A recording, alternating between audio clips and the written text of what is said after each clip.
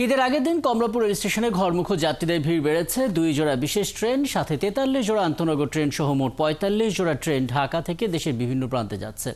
আরও খবর জানতে চাই, বিমানবন্দর রেল স্টেশনে আছেন সহকর্মী নজরুল ইসলাম, যুক্ত হচ্ছেন আমাদের সঙ্গে।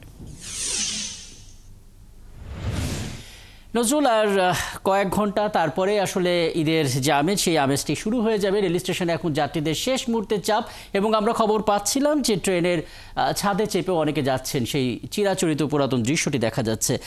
সব কিছু মিলিয়ে আসলে কর্তৃপক্ষ কিভাবে এই চাপ সামলাচ্ছেন? একটু আগে বৃষ্টি হয়েছে, সেই বৃষ্টিতে কোনো ভোগান্তি দেখা দিয়েছে কিনা, কোনো শিডিউল বিপর্যয় আছে কিনা, সার্বিক চিত্রটা কি দেখছেন?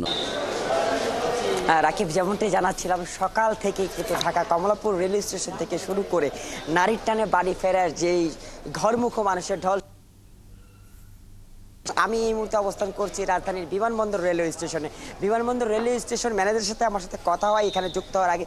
তিনি বলেছেন সকাল থেকে এই অবধি 28টি ট্রেন আসলে কোনো রকম শিডিউল বিপর্যয় ছাড়া এই রাজধানীর বিমানবন্দর রেলওয়ে স্টেশন থেকে ঢাকার বিভিন্ন প্রান্ত জেলাগুলোতে আসলে ছেড়ে চলে গিয়েছে। এবং আপনার সাথে যুক্ত হওয়ার ঠিক 5 মিনিট আগেই কিন্তু এই বিমানবন্দর রেলওয়ে স্টেশন থেকে নোয়াখালীর উদ্দেশ্যে একটি ট্রেন চলে যায়।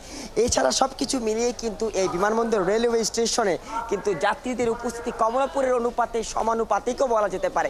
কারণ এর আগে যুক্ত হওয়ার আগে কমলাপুর থেকে কমলাপুরের ভিড় এবং বিমানবন্দর রেলওয়ে স্টেশনের ভিড়, যাত্রীর যে উপচে পড়া ভিড়, সেটি আসলে কিছুটা কম দেখা যাচ্ছে। কারণ সকাল থেকে এই রেল যাত্রা শুরু হয়ে গিয়েছে। আস্তে আস্তে হয়তো সেই চাপটা একটু কমতে শুরু করেছে, আবার হয়তো কিছুক্ষণ পর সেটা বাড়তে পারে। কারণ কিছুক্ষণ আগে নোয়াখালীর উদ্দেশ্যে একটি ট্রেন ছেড়ে চলে যায় এবং বারবার রেলওয়ে কর্তৃপক্ষরা তারা বলছেন তারা কিন্তু এবারের ঈদ যাত্রা কোনো রকম শিডিউল বিপর্যয় যাতে না হয় কিন্তু সেইভাবে কঠোরভাবে আসলে সেই ব্যবস্থাগুলো নিয়েছে। তো এই বিমানবন্দর রেলওয়ে স্টেশনে কিন্তু আসলে চট্টগ্রাম, কুমিল্লা, লাকসামগামী যাত্রীরা এই মুহূর্তে অবস্থান করছেন এবং একটু আগে নোয়াখালীর উদ্দেশ্যে একটি ট্রেন ছেড়ে যায়।